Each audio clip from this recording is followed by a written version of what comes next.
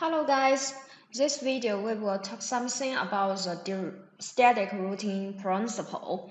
And as we know, if the router wants to force a message between different IP segments, we need the routing information. And the first type, we explain something about the direct routing, right? How to get the direct routing if the router gives the IP address. And besides the direct routing, if there's some link not directly connect with the routers, and we still use the second type, like the static routing, to let the router know all the network information. So, what is static routing? Like the name, static routing means the routing information will be configured manually by the network administrator. And also, because everything will be done by the administrator manually. So if the network topology is changed, for example, the link is broken, or maybe we add some new links. And this information also needs to be manually configured and manually modified by the administrator. So how many routines that the router will know depends on the administrator. And if we give some wrong configuration on the routers, finally maybe the message still cannot be forwarded to the correct destination. So this is the characteristic of the static routing. And the second one, the static routing information is locally valid and will not be passed on the other routers. So for example, now we connect with one router, route A, with me together, and I add some static routing on my router, but route A don't know anything, right? Because we don't tell this information to my direct connected router. And the other one, because everything will be added manually, so static routing is generally suitable for relative simple network environments. For example, maybe some access layer router or maybe access layer 3 switch, we will add static route if we only have one out interface or one out link. Or maybe our network directly to connect with ISP, right? Connect with the internet. Maybe we also will add a static.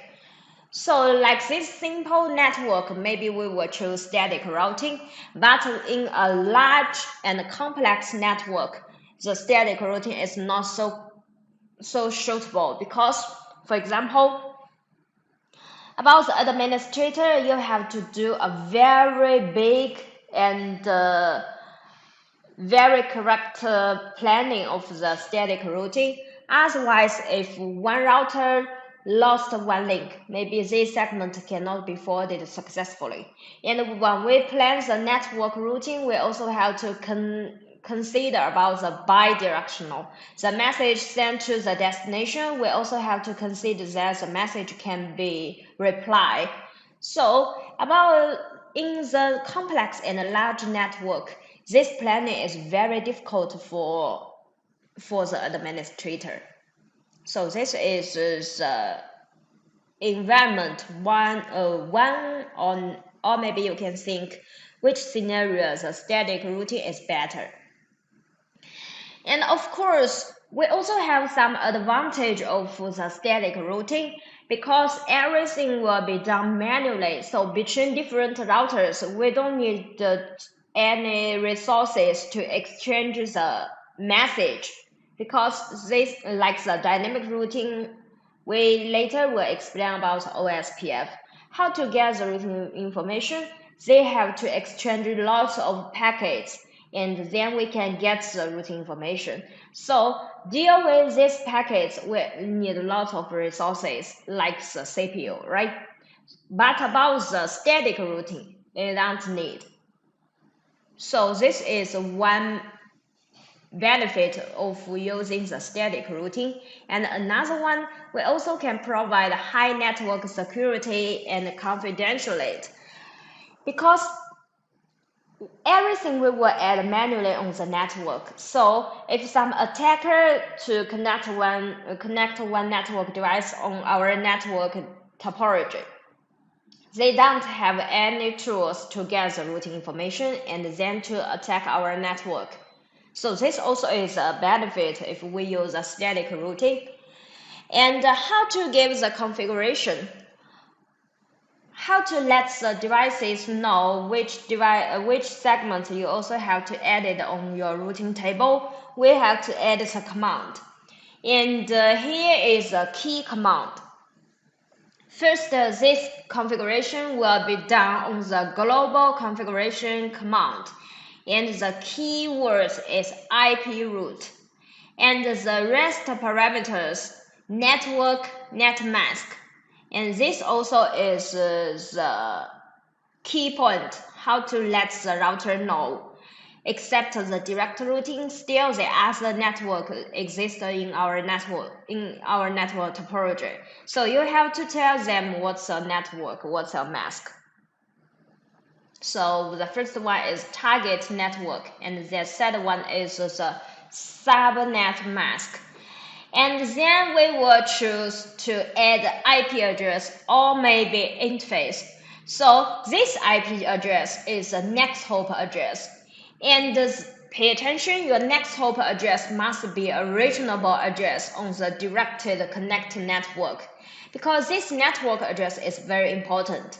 The target network will show you which segment you can send to the destination, right? For example, I can visit the country A, but how to go to the country A? We need an address to help us. This address is the next hop address. If the next hop address is unreachable, that means when you do the ARP translation, you cannot get the correct MAC address and do the encapsulation successfully. So the next hop address is very important. And the next parameter is the outlet interface. Pay attention about this one. This interface belongs to the local router interface. The next hop address is the other device, the direct connector router address. So about the outlet interface, if your interface type is point-to-point connection, the next hop address can be replaced by the outing interface. That means you only give the outlet interface is enough. But on the broadcast connection, like your Ethernet interface, it's better to suggest when you do the configuration, add the next hop address and the out interface together. If you only want to add one parameter when you do the configuration, you have to add the next hop address. Okay, so this is the key point when you do the configuration of static routing. And the next part is administrative distance. And this is an optional choice. That means when you do the configuration of add the static routing, if you don't use this parameter, it doesn't matter, because we have the default parameter. The default value is 1. And if you have multiple choice to visit the same target network, then you can use different administrative distance to make the multiple paths to become backup or maybe to become load balance, something like this. So this is a key command, how to add the static routing. And then we will see an example. The first one, here is a topology, and we have 3 routers connect with each other, route 1, route 2, route 3. And we also have multiple links to connect with each other. But pay attention about the yellow line. This one only have 10 Mbps bandwidth, but the other one, the other white line, we can support 1 gigabit. So this is a basic link to connect with each other. And we can have 2 service segments to simulate the service network, and 1 segment for network 1 192.168.1.0/24, and another one for the network 2, 192.168.2.0/24. And now the requirement for this topology is we hope to give the static routes on 3 routers, route 1, route 2, and route 3. And finally, we can let the network 1 and the network 2 can communicate with each other. So this is a requirement. And about this topology, we will find that if some message from network 1 to network 2, when R1 receives this message, we have 2 outer interface, right? And we can have 2 paths. And we hope we can select the 100 Mbps link with a path. So the correct path is network 1, route 2, route 3, and finally to visit network 2. And about the yellow one, maybe this is a backup link. So this is our requirement. And when we add the IP address of all the interface on the 3 routers, finally we can get a lot of direct routes. But about route 1, except the direct routing, we don't know any information about the network 2 segment, 192.168.2.0, right? So we need to add the static route to let route 1 and route 2 and route 3 know it. And here is the key configuration on 3 routers. About route 1, we have to let route 1 know, except your direct routes of your gigabit interface 1, 2, and 5. Except 3 direct routing, we still have a service network on the topology. This is network 2, and the key command is IP route, and the target network is 192.168.2.0. The mask is 24, so you have to use 255.255.255.0, and the next hop is route 2, because we hope the path when route 1 receives this message, we can directly send to route 2. So the next hop address is route 2 address, 172.16.1.2. And about the route 2, we have to add 2 static routes. One is network 1, and the target network is 192.168.1.0, and the mask also is 24. And this next hop address is 172.16.1.1.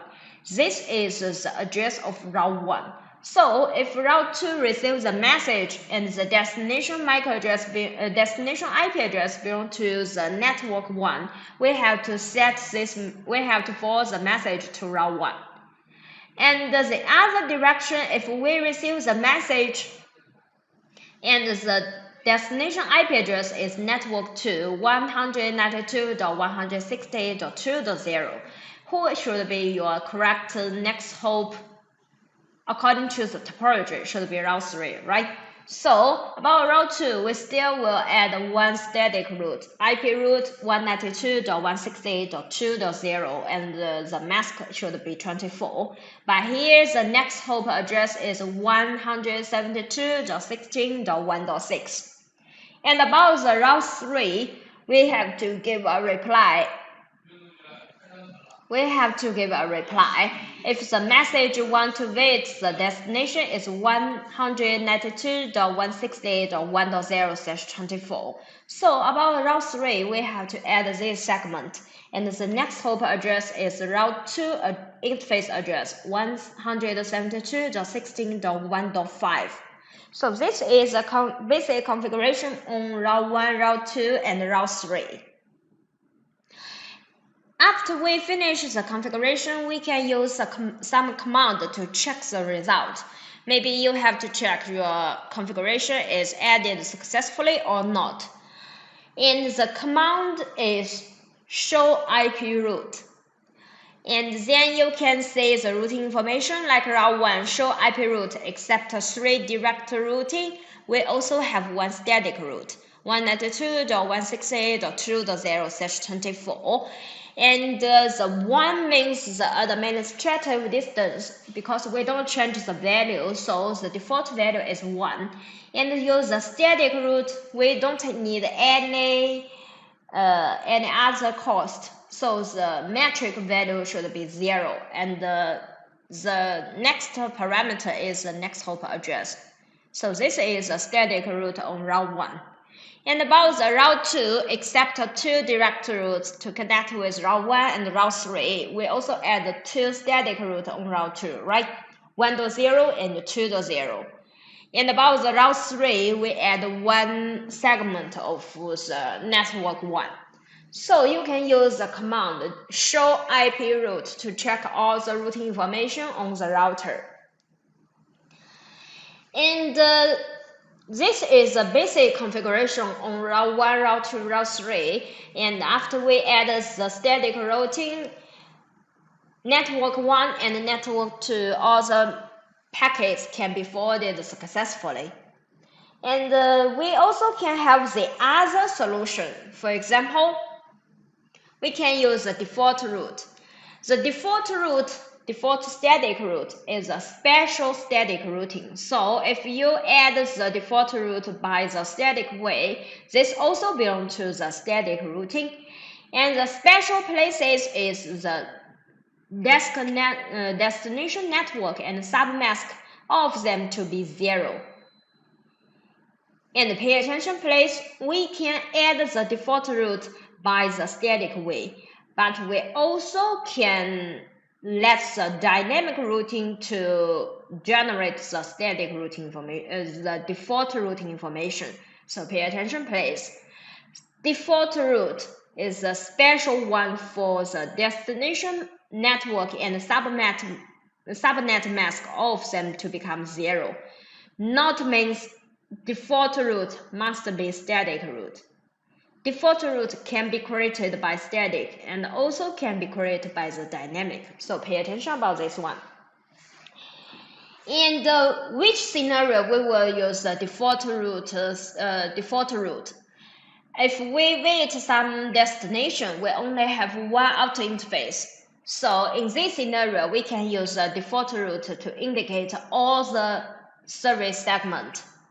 So, like this topology, we can configure the default routing on route 1 and route 3.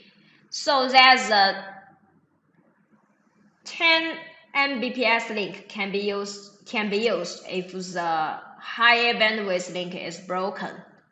So in this scenario, for example, on route 1, we can add the configuration IP route static, IP route, and the destination all 0 and the mask all 0, but the next hop address is the route 3 interface 172.16.1.10. And about the route 3, we also add the default route IP route 0000, and the next hop address is the interface of route 1. So this is the static routing information.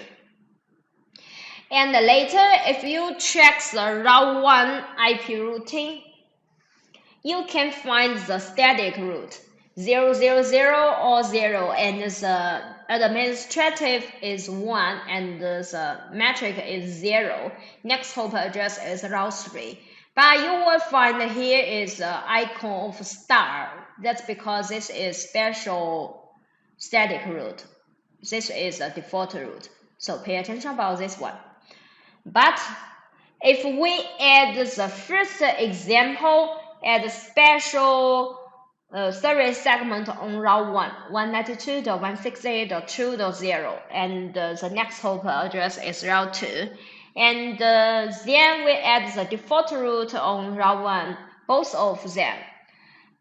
If you add 2 static routes on route 1, when you use the command show IP route, you will find 2 static routes, right? One for 192.168.2.0/24, next hop address is route 2. And another one for the default route 000, and the mask is 0, but the next hop address is route 3. Because we don't change the administrative, so these two static routes, both of them the administrative distance are 1. But finally, when route 1 receives a message, the destination IP address is network 2, and route 1 will take the destination IP address to match your IP routing table, and both of two static routes can match the requirement, right? Because according to the mask.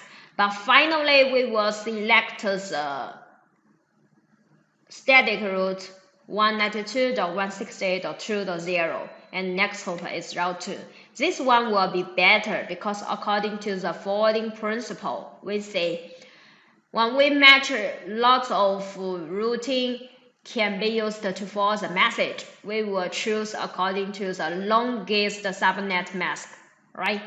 About the default route, this is the lowest priority because the mask is 0. So pay attention, please. If you don't add the command of the first example, only add the default route here. Maybe when you use the command show IP route, you only can see the default route. So this is route 1. And about the route 3, you also can see the default route. The same reason.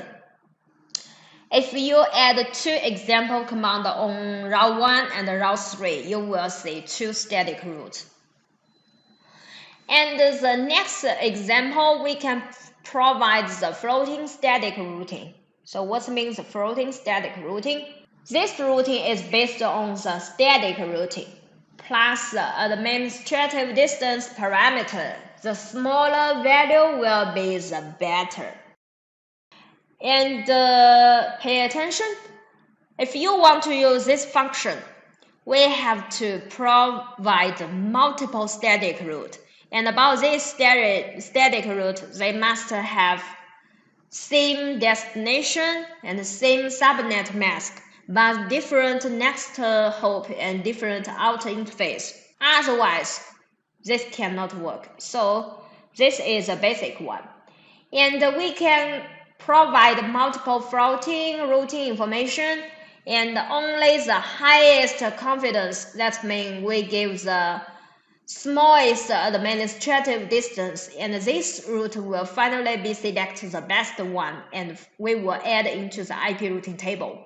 And the rest routing information, we will make them to become the backup. If the highest confidence flow routing fails, for example, the next hop is unreachable, maybe the link is broken, then we will use the backup link. Backup link will be the best one and finally be added into the IP routing table. If the original one is working, this backup one still will disappear into the IP routing table. So that's why we say this one is flow static routing. For example, like this topology, we hope that the normal path is R1, R2, and R3. The backup path is R1 and R3. So we can add the command like this one. On route 1, we can add the IP route 192.168.2.0, and the mask is 24. Next hop address is route 2, but we change the administrative distance value to become 10. Besides this one, we also add a static route, but pay attention, this static route destination and the mask should be same. But we have different next hop. The different next hop is R3, but the administrative distance is 100. So if we add these 2 static routes on the same router, we will select the first one to become the best route and finally be added into the IP routing table. The same configuration on R3. So if in this scenario, if your next hop route 2 is broken, we will use the route 3 as the normal link, use the backup link. But you will find the administrative value will be changed to become 100. So this is floating static routing. But if you on route 1, the first static route, you add 192.168.2.0, and the next hop is route 2, administrative is 10. But the second route, you add the static default route 000,000 because the default route also can include your network 1, right? And you also give the administrative 100. Both of them will be added into the IP routing table. So if you want to use the floating static routing, you have to give the same destination, same mask, submask, but different next hop and different administrative distance. So pay attention about this one. This is a key point. And then you can see the command show IP route on route 1 and route 3. You will find the correct one.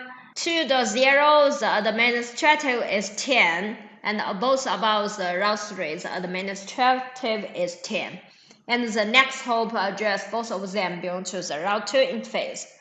But if you disconnected route 1 and route 2, for example, about the physical interface, you use the command shutdown, you will find these two static route, the next hop address is unreachable. So these two routes will be discarded. And finally, we will use the flow static route. When we use the same command to check 192.168.2.0/24, the administrative value will become 100, and the next hop address also will be changed. So this is a floating static routing. And next example, we also can configure static route on layer 3 switch. Here we have lots of layer 3 switch 1 and switch 2. All of them will directly connect with each other, and the down layer will also connect with some layer 2 switch as an access layer switch, and multiple terminals directly connect to the access switch. And we have different segments to connect with each other, different VLAN. And after we finish the configuration, you will find that switch 1 and switch 2, they will have the direct routing, includes the interface connect with the other switch, and another one for the terminal segment. But if layer 3 switch, like the switch 1 and switch 2, want to do the configuration to force the message between the PC1 and PC4, you also have to add the static route. So layer 3 switch has the routing capability to enable the inter-VLAN communication. So that's why we call this is a layer 3 switch. We also can provide the function like the layer 2 according to the MAC address table if this message belongs to the same IP segment. But also can provide the layer 3 function to force a message between different IP segments. And about the internal connection, because about switch 1 and switch 2, they also have to communicate with each other. We can have two types to do the IP interface connection. One, we can use the trunk, and then to create one SVI interface used for different devices. The second one, we also can use layer 3 routing information, layer 3 routing interface. For example, to make the physical interface, change the type to become layer 3, and then give the IP address. And we need to configure the static routing on the layer 3 switch, right? For example, about switch 1, we need the static route to know the segment of PC3 and PC4. And the detailed command SVI static routing config on switch 1 and switch 2. We have to make the switch have multiple virtual routing ports by configure IP address for the VLAN 10, 20, 30, 40, and 800. And VLAN 800 is used for different for two switches. And VLAN 10, 20, 30, and 40 address is the default gateway for the PCs. So the first option, we can use the SVI address for VLAN 800 as the routing address to directly connection between switch 1 and switch 2. And then we can configure the static routing so the PC in different VLAN can communicate with each other. And here as a command of switch 1, you can create the VLAN 10 and the VLAN 20, give the IP address. This IP address is a gateway address of the terminal belong to VLAN 10 and VLAN 20. Then you can create VLAN 800 and the SVI interface of VLAN 800 gives the IP address. This address is used to connect with switch 2. And how about the VLAN 30 and the VLAN 40 terminals? You have to add the IP route 192.168.3.0 and the mask to become 24. And next hop address is switch 2 interface. And the same configuration of switch 2, but the different one is switch 2 is a gateway of VLAN 30 and 40, and we also use VLAN 800 to connect with switch 1 and give the static route. But please give the correct static route. About the switch 1, we don't know the routing information about the VLAN 30 and VLAN 40. But about the switch 2, we don't have the routing information about the VLAN 10 and VLAN 20. So please give the correct destination. If you don't have this segment, you can use the static route to add the routing information. And between switch 1 and switch 2, except the SVI interface, we also can use another one, use a physical interface, directly to use physical interface to connect with each other. And the key command is enter the physical interface to change the mode to become layer 3 interface. By default, all the switch interface type is layer 2 interface, so the key command is no switch port. And then give the IP address 10.1.1.0.0.1. And the same configuration of the switch 2. And pay attention, the rest configuration are same. You also have to give the gateway address of all the interface, and also you have to add the static information on the switch. So this is the configuration if you use the layer 3 switch to communicate with each other. And the next example, we can use routing aggregation. So first, why we need the routing aggregation? The definition of routing aggregation is you can aggregate multiple continuous routing entries into a single routing entry. Because as we know, if the router wants to force a message out, we have to take the destination IP address to match our IP routing table, right? So if your IP routing table is very big, that means you will take a long time to find the best path and then force the message out. So if we have some way to shorten the entries, we can match the correct path in a shorter time. So this is the first reason why we use this routing aggregation. The second reason is on different devices, we have different limitation of the routing entry. For example, maybe about this router, the maximal path is 5,000 routing information.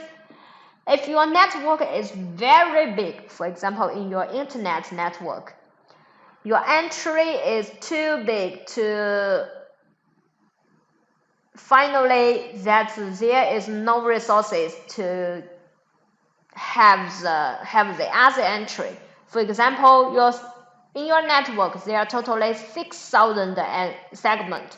So in this scenario, maybe some routing information cannot be added into the IP routing table because the entry's parameter is not enough. So in this scenario, you also can use the routing aggregation to make like this topology, to make 14 segments to become one single routing information, routing entry. So this is a function. And when you want to use the routing aggregation, pay attention. All the segments should be continuously. Like the topology, we have 4 segments: 172.16.12.0, 13.0, 14.0, and 15.0. So in this scenario, you can use this technology. And the rule of routing summary, you can shake the routing table, reduce the burdens on the router, improve the efficiency of the routing forwarding. So it's very useful. If you don't use a routing agreement, if one segment is broken, like 172.16.12.0/24, your administrator have to delete the segment on route 1. Otherwise, the message will be directly forwarded to route 2, but finally route 2 will discard the message. And if the other link, the 12.0 is recovered, then on route 1, you also have to add this segment again. So if one link is broken, you have to do lots of work. And another one, if you use the routing aggregation, you can use one segment to indicate 4 segments. So if all of them are broken, we will delete the routing aggregation on route 1. Otherwise, we don't have to change anything. And we can configure only one static routing. Pay attention, not about the default routing on route 1 and route 2 respective, so that all the pieces can communicate with each other. Because about route 1, if route 1 wants to forward the message to the destination 172.16.12.0, the next hop is route 2. But if you want to wait the 13.0 segment, next hop also is route 2. So in this scenario, you can use a static route to indicate 4 routes, but not about the default routing, because default routing is too big. Everything can match the default routing. So finally, let's see the configuration. On route 1, we can summarize 4 segments to become 1. But basically, you have to add 4 static routes on route 1 and the same different destination, the same mask, and the same next hop. And finally, you only use one static route, 172.16.12.0, and the mask to become 22, and the next hop is 10.0.0.2. It's enough. And why we use a subnet mask 22? If you forgot how to do the calculation, maybe you can come back to see the video of the IP address planning. And we also can use the command show IP route to check the result. You can find the two direct routes, and the original you will find 4 static segments. But if you use routing aggregation, finally you only use one segment to indicate 4 segments is enough. So your routing table entries will be smaller. But pay attention, in some scenario, we cannot use this mechanism, like this topology. About the media router, if now the PC want to wait the segment of 4 segments, 172.16.12.0, and also we can have 14, 16, 13, and 15. But now 12.0 and 14.0 located on route 1. Another one, 13.0 and 15.0 located on route 3. In this scenario, if we do the routing summary, we will find these 2 segments. They will have the same routing entry, because only the 172.16.12.0/22 can combine the 12.0, 14.0 together, and also can combine 13 and 15.0 together. So if we add this routing aggregation on the immediate router, finally when we receive the message, the media router is route 2, right? When PC sends out the message, the destination IP is 172.16.12.1. According to the topology, if route 2 receives this message, we have to force the message to route 1, right? But now we add 2 segment summary on route 2. Both of them, the destination IP address is same, 172.16.12.0. Mask is same, 22. And the next hop is different. So this one we can provide the load balance. Which segment is better? Actually, both of them the same priority. So maybe first time I will choose the route 1 as my next hop. So I can force a message to route 1, finally forward it successfully.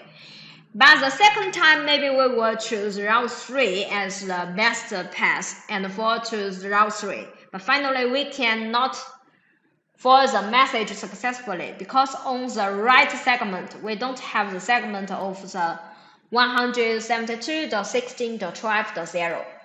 So result when you use the tool pin and the destination is 172.16.12.1, you will find maybe the first one, third one, fifth one pin successfully.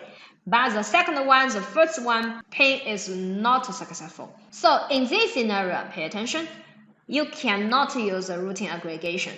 That's because your network address planning is wrong. Okay, we cannot choose the left or right.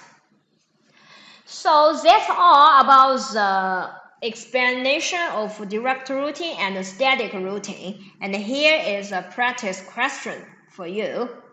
If we assume the following 2 static routes are configured on the same router, IP static route, destination C, mask C, and the next hop also is C. The first one, administrative distance is 100. The second one, we use the default administrative distance 1. So finally, in this case, which statements are wrong? Please choose 3 answers. That's all. Thank you. Hello guys, now we already know the detail of the static route, right? If we want to do the configuration of the static route, we have to tell the devices what's the destination, what's the mask, what's the next hop, and the out interface. So these parameters, when we do the configuration, we have to add on the devices. Then on your routing table, you can see the static route. Then the devices will forward the message out according to this route. And what's the advantage of the static route?